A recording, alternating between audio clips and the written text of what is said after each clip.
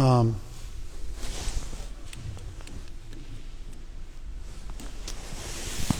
some ideas are relatively easy to translate into other languages. For instance, if you look at the word water,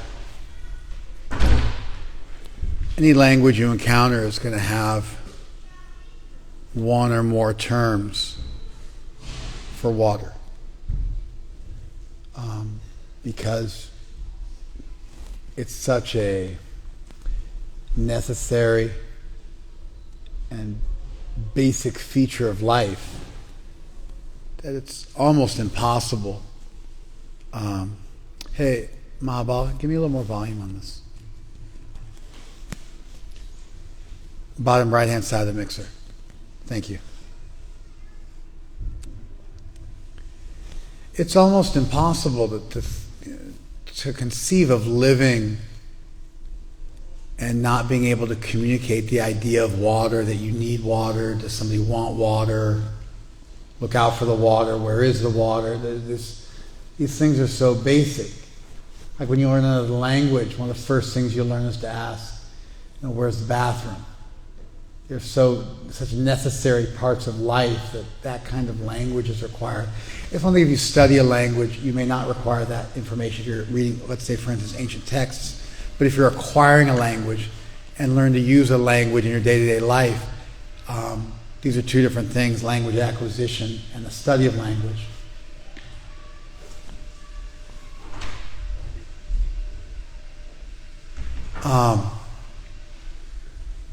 And certainly really for both.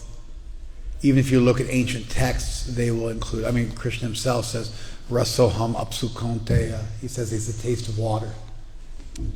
So these ideas are there in philosophical literature and also just in day-to-day usage. Some ideas are a little more, it could go either way.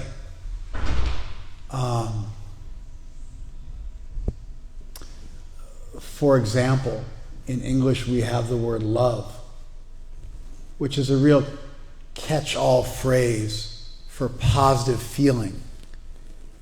And you love God, you love your spouse, you love your country, you love dinner, you love a movie, you love driving when there's not much traffic. And the word love is used to describe any number of pleasant feelings. In other languages of the world, sometimes they'll have multiple words for love, and it would be strange to use one word for something else. Just an example just coming to mind. You have the word lindo in Spanish, which means clean. But lindo also means the person's good looking. But it's used like in a sort of a slang-like way. If somebody says, how does he look? Or how does she look? And you said, they're clean. A lot of times, depending on the context, the way you frame it, it's not that you're simply saying that they look as if they bathed regularly and they look well-groomed, but it means they're good-looking. And you've got a bunch of words in Spanish. You've got lindo or bonito, which means pretty or handsome, hermoso. I'm using them all in the masculine, but they also have a feminine sense as well. Bonita, hermosa, linda, guapa. These are all words in Spanish that communicate the same idea of attractiveness. Right, Jonathan? So, in Mexican Spanish, Jonathan's from Spain, so I don't know what her version of Spanish is like.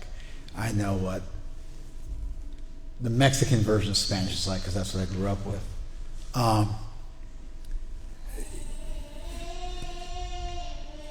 You would not describe, you're good, just do your best, you're good. I have to get a lot louder than that to be a problem. You rock and be a good dad and we're cool. Or whatever you are. You might not be a dad, you might be a friend. I don't know what's going on, but anyway, you know what I mean. you could say, a person is guapa, hermosa, bonita, linda. There's a bunch of words you could use to describe a person. All those terms could be used. But if you were to describe a beautiful sunset or a beautiful sunrise in Spanish, you would not use the word guapa, linda, or bonita. You would use the word hermosa, hermoso. So just a word like attractive or pretty or beautiful, in another language you'll have multiples for that, and they don't all apply the same way. In English we'll say pretty or good looking or handsome or beautiful or gorgeous or sexy. We have different words also in English, and they don't necessarily match up. If you look at the etymology of certain words, we might use them in a different way, and even perhaps in Spain compared to in Mexico, you might find that the words are used a little different. Is it the same in Spain? Could you describe a sunrise or a sunset as being guapa, bonita, or linda? How about hermosa? Yeah, that's the same in Spain. And it's nuanced. It's nuanced. Or, entre en la alma y el pared. You know that saying? Enter between the sword and the wall is equivalent to an English saying, you're between a rock and a hard place. But they say in Spanish, you're between a sword and a wall. You know that? You know this, Jonathan? You know this saying? Yeah. You know it, right? You didn't know it? I didn't hear the first one. Okay. So sometimes if you want to translate something, if you translate it literally, people don't know what you're saying. And so you have to come up with the equivalent term in another language. So on one hand, you've got a term like water. It's so simple, it's so basic, everyone's going to have a word for it. Then you start getting into other stuff, idiomatic phrases, defined distinct, eros and agape, for instance, in Greek, for romantic and platonic love, spiritual love. They have different terms, whereas we depend on context to figure out what's meant. Then sometimes you get ideas which are specific to a given culture and they don't actually exist in another culture. Thus far, I've outlined two situations. One is there's a term which is just directly translatable into another language, super simple, everybody knows exactly what you're talking about. Fire, water, etc. Real easy things. Then you get into more complicated and nuanced uses of language. And sometimes a language will choose many words for one thing, or sometimes they'll depend on the context to figure out what's intended. And a classic example would be love. It's a broad catch-all term in English, but in many other languages there's multiple words. Amor, deseo in Spanish, agape, eros in Greek, prema and kama in Sanskrit. And so you'll get words which the concept is there in another language. Romantic / sexual love on one side, and platonic non-sexual love, fraternal love, friendly love, or religious, divine, spiritual love. Those ideas are there in English, and we just, depending on the sentences you speak and the way you inflect your voice and your tone, you'll communicate to somebody which type of love you're talking about. Or sometimes just the way you're using the term. If you say you love your meal, obviously it's understood as different than the type of love you feel when you say you love God. And people just, if you know the language, you know that. So in that instance, you may have one word which it's multivalent, has many different meanings. Or you may have several different words, but if you're fluent in both languages, you can readily understand, and everybody anywhere in the world does know there's a distinction between, let's say, spiritual love on one hand and sexual romantic love in another instance. And whether you convey that by context or you have different words which are used, you can figure it out. Did you guys follow that? Yes. That's 1 and 2. Then number 3 is where it gets a little tricky. Number 3 is where you have an idea which is so embedded and specific to a given culture that there may be no term in another language for that idea. There may not be a term in another language for that idea because people have different values, and that word is so linked to the values in that country. A classic example from the Indic languages would be Dharma, which doesn't really have an equivalent.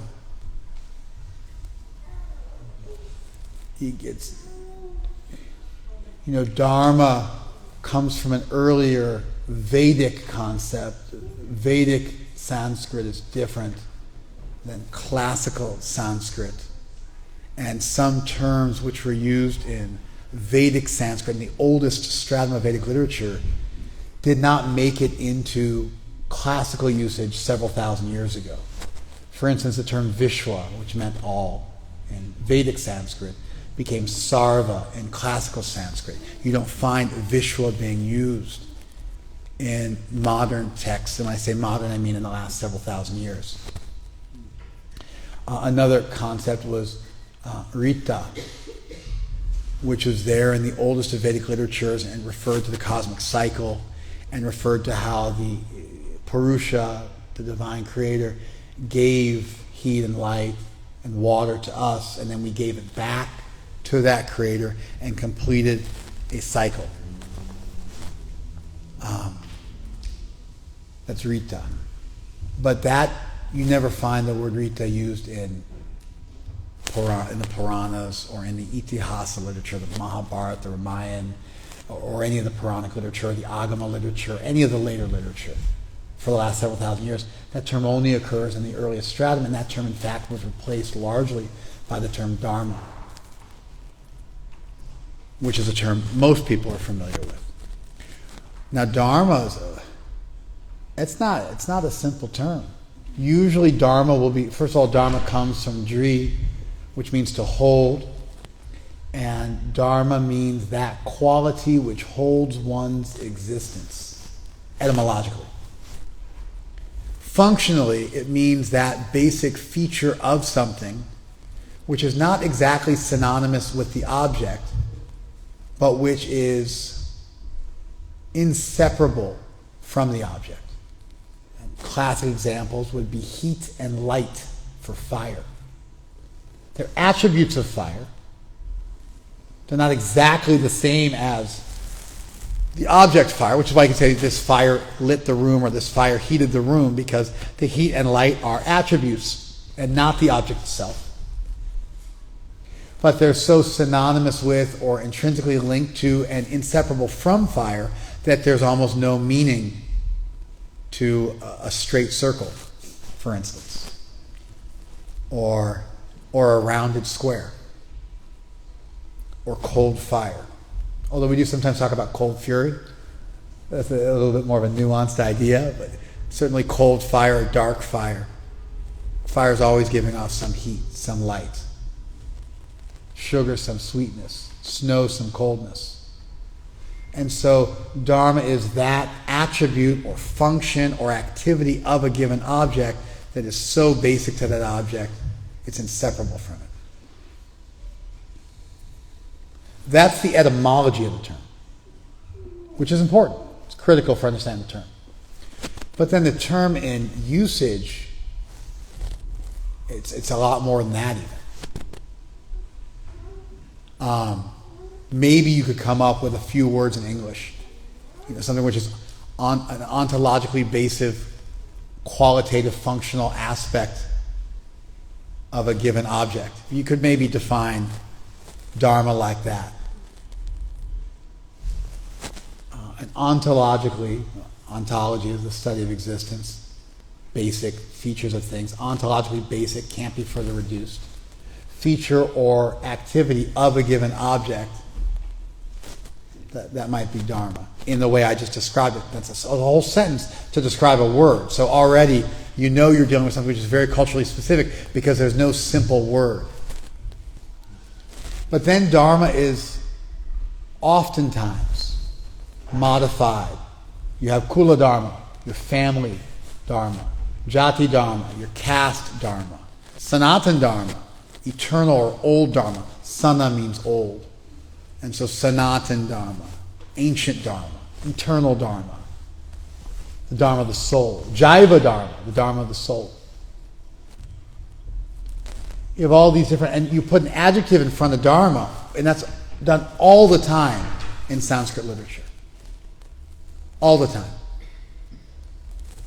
And then the term, it takes on just radically different meanings. Sri Dharma, your Dharma, or Pati Dharma, your Dharma as a husband or a wife, is vastly different than Kula Dharma, your Dharma to your larger family. Is totally different than Jati Dharma, your Dharma to your caste. Is maybe different than Sanatan Dharma, your eternal Dharma, the Dharma of the soul. And in fact, those Dharmas may come in conflict with one another, and this reality gave rise to an entire corpus of literature called the Dharma Shastras, which were literatures which compared and contrasted different types of Dharma and weighed in on which one trumped the other in a given circumstance. The same way in legal codes. One code will supersede another one. The federal law will supersede the state law, and it results in, like, for instance, in Los Angeles County, I have not consumed ganja since 1989, but nonetheless, I do know about this. And so, in the county of Los Angeles, you can sell ganja, marijuana, legally in a storefront. You can rent a store, get licensed by the city or the county, and conduct business and have one of those shops with the green cross in front of it, like the Red Cross, but it's a green cross, and that means you're selling ganja. I'm assuming everybody knows this, right? Okay. I thought that was a brilliant branding idea, the green cross, because it communicates a pharmacy and a Red Cross and philanthropic work, and also green is associated with marijuana. It's like a very cool way to brand a dispensary. You can do that and be legal in the state of California and in the city. You can follow city ordinances and state ordinances and license your business. And you know what can happen to you? The federal government can come in and arrest you and shut your business down, because the federal government still says that marijuana is illegal. And federal law trumps state and city laws. And so when state and city laws come into,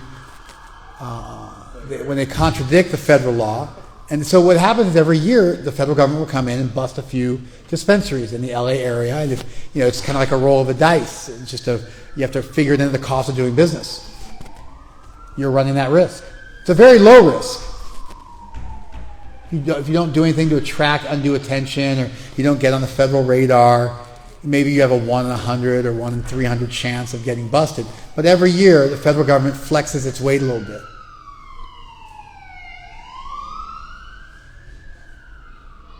Every year, the federal government flexes its weight a little bit and shows that marijuana is still illegal on the federal level. Did you know this? You knew this. How do you know this? Just kind of... Just from living in Southern California, around the water cooler. So that's an example of the kind of thing that Dharma Shastra deals with. Conflicts between varying duties amongst people. We oftentimes, interestingly, Dharma oftentimes will be translated as duty. It will oftentimes be translated as duty. And I think that's a great translation. If I had to pick one translation of Dharma, it would be duty. The whole idea of a duty-based ethic or a duty-based system of government is very, very at odds with our conception of a rights-based ethic and governing system. We talk about man's inalienable rights, such as life, liberty, and pursuit of happiness. And we make some fine nuances. Life and liberty are absolute. Pursuit of happiness is limited. Your pursuit of happiness can't conflict with the life and liberty of others. If it does, then the government is allowed to step in and deny you your life and liberty potential. And that's why in your pursuit of happiness, if you were, say, made happy by assaulting people, the government could step in and put you in jail. That's mitigating your liberty. Or if you fought with them hard enough, they could take away your life and use lethal force. So, but the whole thing is based on your rights. You have certain rights. Another way of viewing that same phenomenon and really getting to the same place is to talk about duties, as opposed to what are my rights, because if I have certain rights, then you have certain duties. The government has certain duties to me if I have certain rights. If I enjoy certain rights, then everybody else has certain duties to provide me with those rights. You follow? Another way of coming to the same conclusion is you focus and said, everyone's not listening to me anymore, man. They're just watching. You're too much in the front. If you're in the back, they wouldn't see you, but they have like the attention span of goldfish and they just can't cope. It's not your fault. It's their fault. They're the ones who can't. Again, this is an example of what I'm talking about. You guys have a lack of focus, which then means he has a duty to not sit like right up front and do that because you guys just can't control yourselves.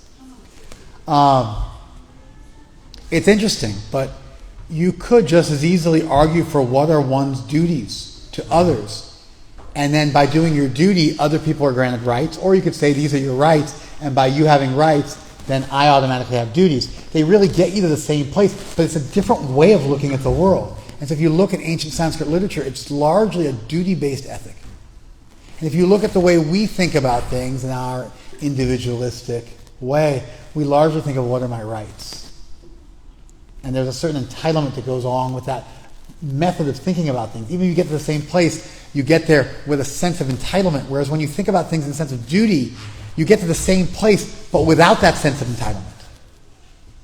Entitlement, of course, is the opposite of gratitude. It might not be the only antonym for gratitude. But as a worldview or a mindset, entitlement can be contrasted to gratitude. And entitlement leads to narcissism and exploitation and a lack of empathy. Gratitude, of course, leads to devotion and appreciation and depth and ultimately to theism. Because if I'm grateful, it means I think that what I'm getting is a blessing. Somebody's giving me more than my just deserts. Gratitude is a feeling of voluntary indebtedness that you've been given more than your due. And that's always towards a person. Because if it's just towards a force, the force is just operating according to an algorithm. Gratitude ultimately ends up being directed towards a person. And then as you start to feel more and more grateful, Cicero said gratitude wasn't just the best of all virtues, it was the parent of all others. Shakespeare spoke of ingratitude, thou iron-hearted fiend, as being the worst of qualities. Chanakya Pandit, thousands of years prior, thousands of miles away, said ingratitude is the greatest sin. He was the Indian Machiavelli who helped Maharaj Chandragupta stop Alexander the Great's world conquest. Alexander the Great was stopped in India and turned back. He was turned back by Maharaj Chandragupta, whose minister, whose Machiavelli, was Chanakya. He wrote about this. He was a much more pious version of Machiavelli. This entitlement versus gratitude leads to individualism versus familism. Familism is the idea that first and foremost, I am a member of a given family. I raise my children as much as possible with a familism mindset. My surname, of course, is Das by initiation, but my surname that was given to me by my father is Garvey. And so, which strangely means, Garve means pride in Sanskrit, which I thought was, interesting when I read it. My children all think it means something to be a Garvey. It means they have to protect others. It means they have to be honest. It means they have to have personal integrity. I raised my children to believe that having our surname, both of them, Das and Garvey, comes along with it. What comes along with that is some duties to live a certain lifestyle, to have a certain level of integrity and dignity. Similar for you, right? Maybe not linked to the name because you had girls. Maybe you're not linking it to the name because it might be something more. Turn the phone off, please. Thank you. It might be something that's more in a patriarchal society told to boys, because a lot of times the girls give up their name when they get married. Did your daughters give up their given names, or are they going by both now? We kept it as a middle name. Incredible, right? See, America did some good for you. If you were in India, that never would have happened. But you came here, you raised your kids in the U.S., and you got to keep your family name. It gets difficult. You can do it for one generation, but it starts to get complicated. Because then what are your kids going to do and what are their kids going to do? And it starts to get, you have 6 or 8 names, which of course is why people have 6 or 8 names in many old world cultures, because they keep these names. These names get inherited. It's quite common in South India, where North India mixed with Islam.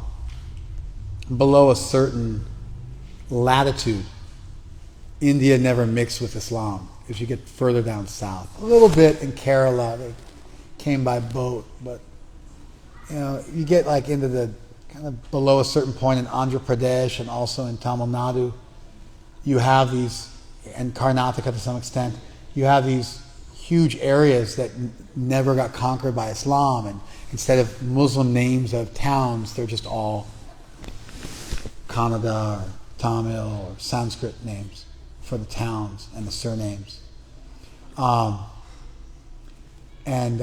It's very common, within the Brahmin caste in South India, someone will be able to name 50 generations of their forefathers from memory. They take the family thing so seriously that they can name 50 generations, 1,000 years, a millennium of their forefathers by memory as part of what they grew up. So you might learn all 50 presidents of the U.S. They learned 50 generations of their forefathers. And that's passed down not just through a written, not like you go on whatever those things are called, 24andMe, what's it called? 23andMe, not like that, but they pass it down verbally in an oral tradition. So anyway, familism is the idea that above all things you're a member of a given family, and that what you do as a career, what you invest in, where you live, what you do with your money, how you live your life, most importantly, is what is doing your duty to your family. It's not about individual happiness. Real happiness is making your family happy. And individualism and the pursuit of, hedonic pleasure for yourself is considered to be low class. And in fact, your job when you're born is to spend the rest of your life repaying a debt you have to your predecessors, to your community. That mindset gives rise to a duty-based ethic. If you watch an Indian movie, which are, I think they're hypnotic devices. I think they're largely responsible for all bad things in India. I'm being facetious, but they usually last 4 hours or something like that. Just pick the longest movie you ever saw, like Reds, if you guys are familiar with really long, slow burn cinema. Take the longest movie you ever saw and just increase it substantially, and that's your average Hindi movie. And they're all musicals, which is, not my bag. They're all musicals, and like serious musicals, not like a couple of music scenes, like it's a musical, like something we don't even make anymore. But what goes along with that, which is bizarre and vexing and disturbing to watch, myself being an example of, let's say, a typical American, is a plot line. I don't know if it's still the case. It might not be the case anymore. But a typical plot line might be something along the lines of boy meets girl, boy falls in love with girl and boy are from different families that don't get along. Families step in, stop the marriage. The boy and the girl get married to different people.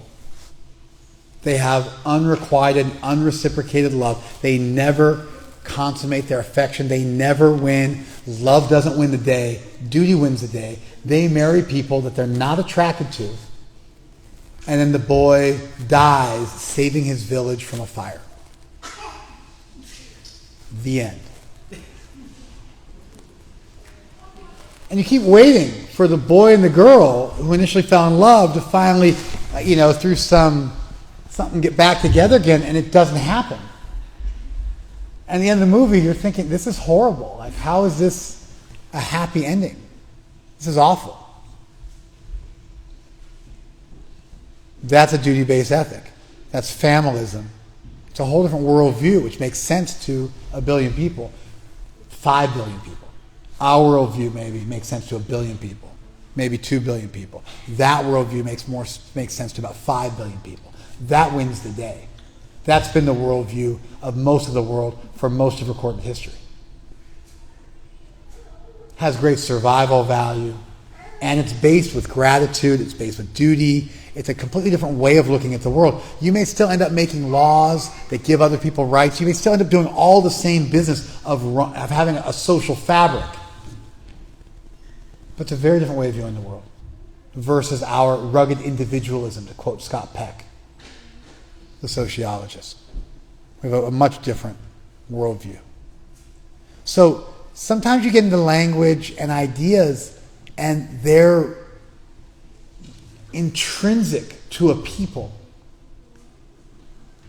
And you almost have to get an education where you reframe the way you look at the world, and you start to question some of your operating systems.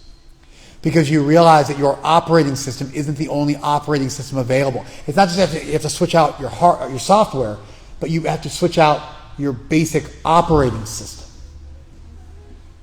It's a more fundamental shift. And you need to get a cultural education. And you need to, embed yourself with a group of people, and then you can start to understand the way they look at the world. Like Pashtunwali, which is also very Indian. The Pathans in Punjab, in the north of India, in the northwest of India, are called Pashtuns in Afghanistan and Pakistan. And they follow something called Pashtunwali, which is their ancient customs. And those customs predate Islam. So everybody's Muslim, but they're even more Pashtun.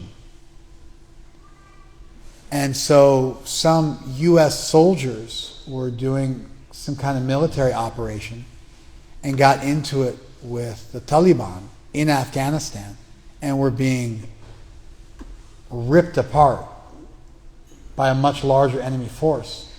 And they wandered into a village of Muslims who were friends with the Taliban. But because they wandered into the village, that act of wandering into the village obliged every male member of that village to fight and die to protect the soldiers, because they have a hard rule about hospitality. And hospitality means if you set foot in my village, I now become obliged to die to protect you from anybody, including my neighbors in the next village over. And those U.S. soldiers owe their lives to the Afghani villagers, who on any other day might have been their enemies. But they just happened to walk in and knock on the door, and that was it.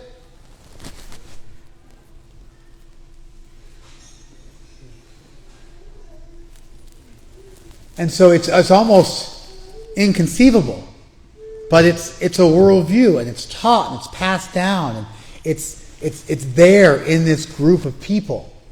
And it may be foreign to you, it may be understandable to you, But it's a real thing. If you want to understand some poetry and writings and songs from those people, like for instance, in Macbeth, the queen says to the king that, because of the milk of human kindness, you will not do what is required. She wants him to commit murder to solidify their power. And the king is a little bit more of a sympathetic soul, so she talks about the milk of human kindness. But that usage of the term, the milk of human kindness, which Shakespeare coined, there's no earlier usage of it, is linked to this ancient old world idea of humors, that people had different substances within them. It's an alchemical worldview. And milk gave rise to compassion, and that left people much more motherly and therefore incapable of committing violence, which was required in this instance. So they really fully appreciate the entirety of what Shakespeare was trying to communicate, because he was referring to something figurative and allegorical, but he was also referring to something physical, that actually there was too much milk in your system. And because there's too much milk in your system, it made you too kind, and now you can't do what's required for us to solidify our power. And when you learn the culture, you have a whole new appreciation for the language and the people. Whether you agree with them or not, a whole different point. You have to at least hypothetically perform this exercise just to know whether you agree with the people or not. Prior to performing this exercise, you can't even make a judgment because you don't even get what they're doing or what they're thinking or what they're about. You're viewing the world through your rose-colored glasses. In many ways, culturally appropriating their ideas and filtering through your own system and not actually encountering them in their own light. Even to earn the right to disagree, you have to understand what they're trying to say. Sometimes it's relatively simple. Sometimes it's not so simple. Sometimes we have a lot to learn from other groups. So, there is an idea. That was all a warm-up. There's an idea I want to talk about today. There is a concept which is there in Buddhist literature, in Jain literature, which is a small pre-Buddhist religion that still exists in ancient India, and also in Hinduism. And it's also there in the Yoga Sutras of Patanjali. You also find it in Tibetan. You also find it in Chinese. It was an Asian, Indic, cross-cultural idea about the nature of what you should do with your life and how you should relate to the world that was shared cross-culturally by not just by a whole entire culture, by an entire half of the known world at that time. And it's almost entirely foreign to us. And in fact, it's there in the Vaishnava literature. It's there in the Shaiva literature. It's there in many, many varieties of Hinduism. And you also find, like I said, in all these other religions and cultures, it was this idea which was so attractive that just like the idea of water, or just like certain ideas, they extend themselves. They are such good ideas that other cultures borrow them. Like Kaizen, super Japanese concept. You guys are all familiar with Kaizen? It's a system that the Japanese used to rebuild themselves after World War II when their country was completely left in tatters. In many ways, a German under a different name did the same thing. But Kaizen is a business philosophy that Rupanuga, as a professor of business, teaches. You teach Kaizen, right?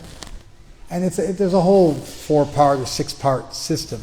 But the core of it, the basics of it, it's a process of continual improvement. We're always looking at and evaluating your work and figuring out what you did wrong and then improving. And you're on this helix-like circle of improvement where you're just over and over again refining your processes, looking at what you're doing a better job, getting better and better and better, especially for manufacturing. It leads to just huge improvements. I'm assuming that things like Six Sigma come from this Kaizen philosophy, or at least they're linked to it, right? 6 Sigma, if you get 6 sets of eyeballs looking at something, you get down to 3 mistakes per million, right? 3.4 per million. Okay, so I'm wrong. 3.4 per million. They have 7 Sigma, which takes it down even further. But these purposeful redundancies that are incredibly useful in manufacturing and in business. It's a whole philosophy. In fact, it's such a great philosophy that it then is taught in the U.S. Let them know. Go, quick. So sometimes an idea is so attractive and powerful and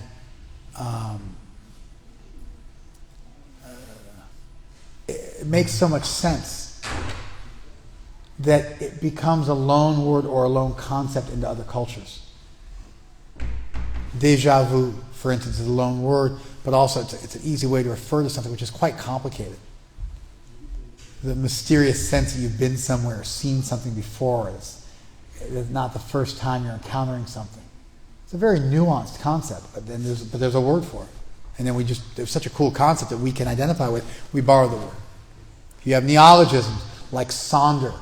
Sonder is a new word that they just came up with in the last 20 years for when you wonder at the amazing reality that just like you are the star of your movie of your life and everybody else is an extra or a co-star at best. Similarly, everybody else is a star of their own movie and you're just an extra to them. And when you look up at the plane in the sky, someone's looking down and seeing your car and you're just one of a million cars and they're just one plane going across the night sky and this amazing phenomenological subjective reality that our consciousness is subjectively available. It's not objectively available. It's experienced in the first person and other people are exactly like us and also experiencing that reality. There's a term for that realization that somebody came up with 20 years ago. It made its way in the English language. To sonder, it's a verb. You're sondering, he sondered, she sondered. So I want to look at this old concept that we find, it's called the Brahma Vihar, the abodes of Brahman. Thank you, Mahabala. The abodes of Brahman. It's also called Apraman. Apraman, the immeasurables. Praman means proof. Apraman means unprovable. In the sense of immeasurable, it's so extensive it can't be measured. That's what's communicated. Not proven means an unprovable theory or something like that. It doesn't have the principle of falsifiability. When you say unprovable, it means it's a bad thing. It merely exists in perpetuity as a theory. What I'm saying is, praman, although it literally means that, the way it's used in the philosophical literature is something which is so brilliant, it's so powerful, you can't measure the benefit you'll get. The benefit is immeasurable.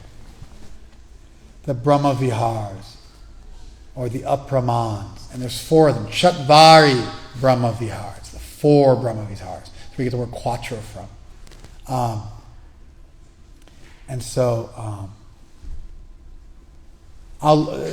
There's 4 things.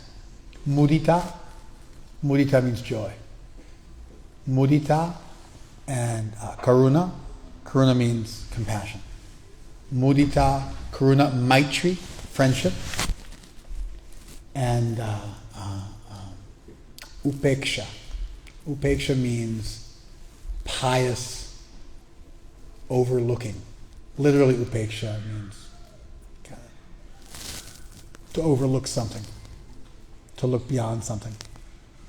But what it really refers to is this idea of pious neglect and tolerance, where you just, at a certain level, you just stop caring and do your duty, and you don't hate the person, but you just let them go. Upeksha, maitri, karuna, and mudita. Joy, friendship, compassion, and pious neglect / tolerance. And those 4 things are matched up with 4 situations or 4 kinds of people you meet in the world. So mudita, joy, is when you see somebody else who's joyful. Or for Patanjali, mudita is when you meet someone who's punya. In Buddhism, it's when somebody else feels joy, you feel like it's as if it's your own joy. And when when somebody feels sorrow, you feel like it's your own sorrow. You feel compassion or empathy for that person. In Patanjali, you feel joy when you see the pious, and you feel compassion when you see the suffering. And then maitri, friendship is made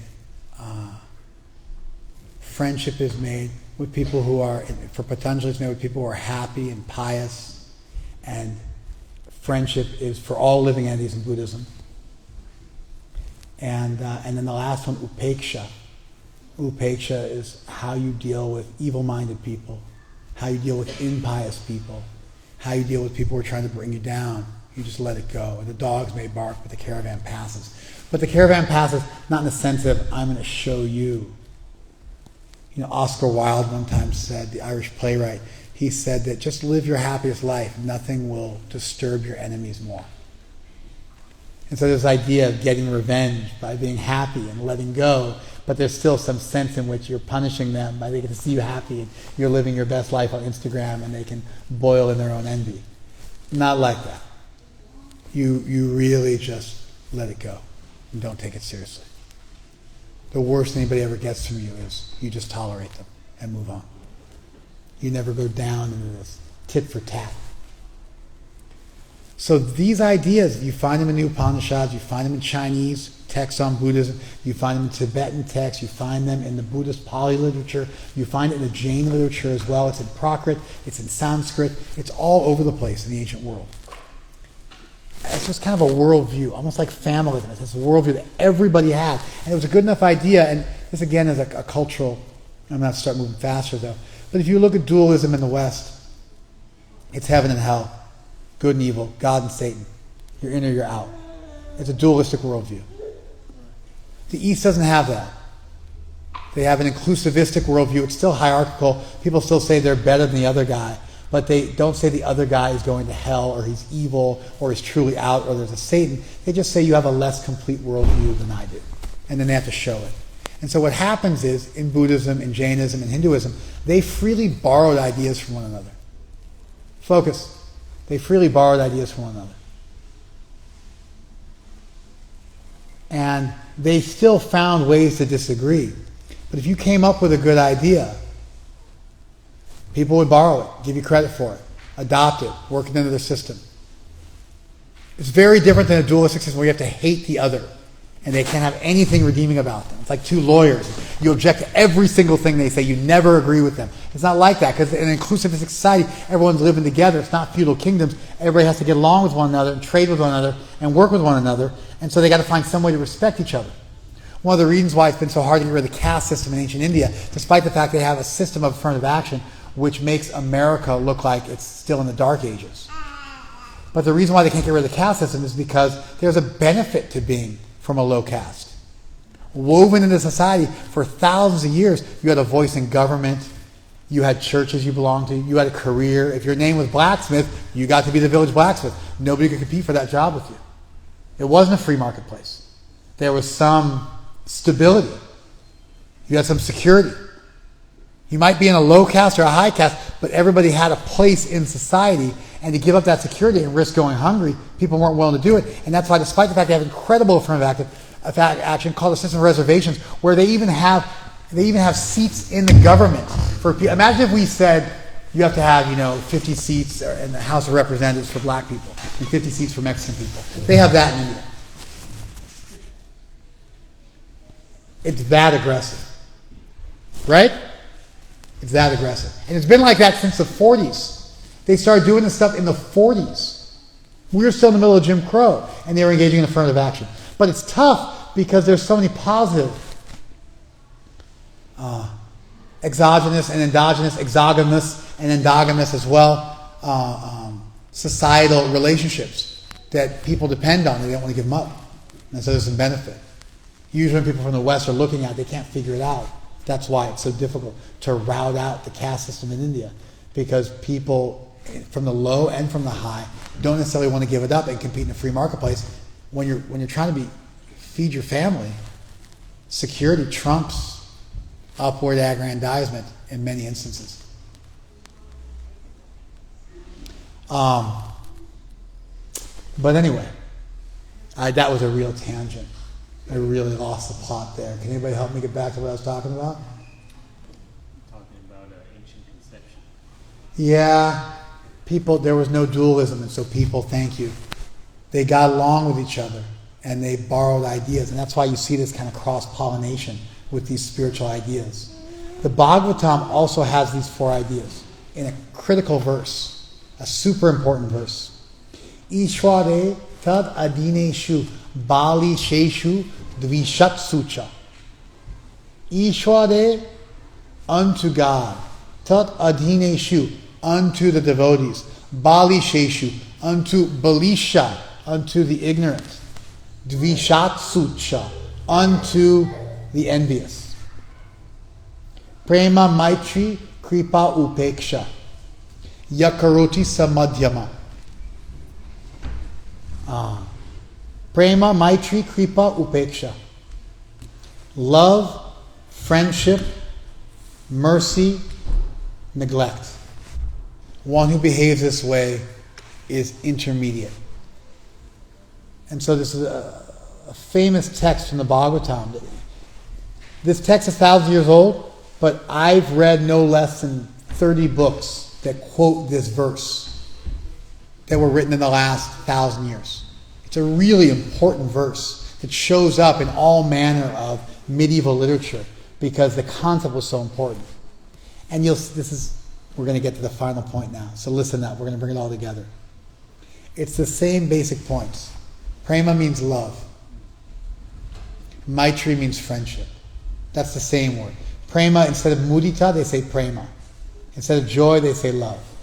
Maitri is the exact same word, it means friendship. Kripa means karuna, mercy, compassion. And then finally, upeksha, same word, neglect. These 4 things are done to 4 people. Your love is offered to God. Your friendship is offered to fellow lovers of God. Your help is offered to those who are ignorant. And your neglect is offered to those who are hateful and violent. It's the same way if you're walking down the street and someone's staring at you, and you know if you look back and lock eyes, they'll start a fight with you. So you just keep your eyes on the ground because you don't want to disturb them. You don't want to upset them. You know that nothing good's going to come from it. Even you can beat them, it doesn't matter. You know what's going to happen. Even they might just end up hurting themselves. But they've got such an ego, they just can't help themselves. And so you just keep your eyes down and you don't lock eyes because then it's on. It's you neglect them, you ignore them, so they don't make more trouble for themselves. I was on my way home from our program in Long Beach yesterday with my wife and my daughter, my 5-year-old, and I forgot to turn my headlights on. I got all the way back to Laguna with my headlights off from Long Beach. I got good eyesight, so whatever.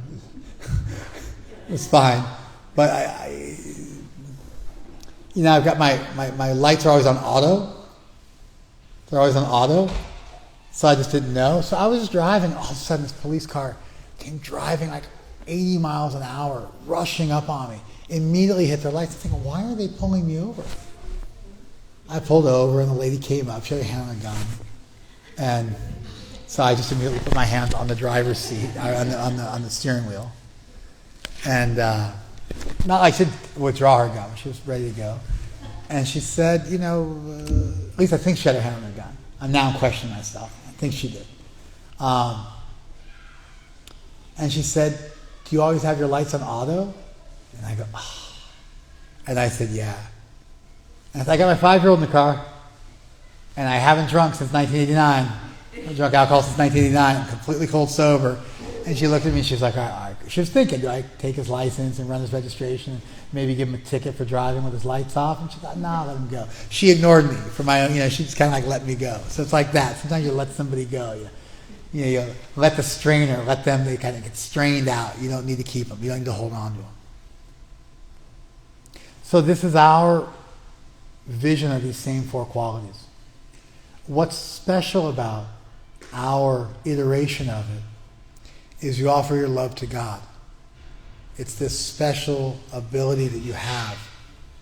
And normally people offer their love to other people, or they offer their love to some cause in this world. But the Bhagavatam is teaching us a point that your love should ultimately be offered to God. There's something special about that highest propensity for love that's meant to be offered to God. You were created to love God. It's you fulfilling your ultimate purpose. That's not there in Buddhism because they're anishvar. They don't have a concept of God. Anatma, anishvar. No God, no soul. And so as such, the later versions of Buddhism sometimes got some demiurges. But there was no proper supreme creator of all existence like there is in the Vedic texts. That's one of the points of distinction between Buddhism and its parent, which was Hinduism. And so here you find the idea of offering your love to the Supreme. Then your friendship to those people who also love the Supreme, because those are the people you can really be bosom friends with and embrace and hold close to you. And then you help those who you can help. If it's just ignorance, which is standing between them and a joyful life, then you give them knowledge. But then when you meet people that you can't help, you admit that there's a limitation. People have free will. When you meet people you can't help, you let it go. Very much like the Alcoholics Anonymous statement. To change the things you can and accept the things you can't, and to have the wisdom to know the difference. And this neglect is that wisdom to know the difference between what you can change and what you can't, and be willing to let go of what you can't change. So, to wrap it all up, sometimes you get a word like water, it translates super easy into another language. It's in every language. Sometimes you get a little more complicated, a word like love. Sometimes you got eros and agape, prema and kam, love and lust, romantic and spiritual love. Sometimes you just got the word love and then you used context to communicate what you want to say. But it works and everybody still knows what you're talking about. Then sometimes you get into like these deeper distinctions in ways in which to view the world. And I gave some examples of familism versus individualism, entitlement versus gratitude, a rights-based ethics versus a duty-based ethics, this complicated Sanskrit term dharma. I try to give you guys some examples so you get a real sense of, Pashtunawali, different cultures and the way they view the world.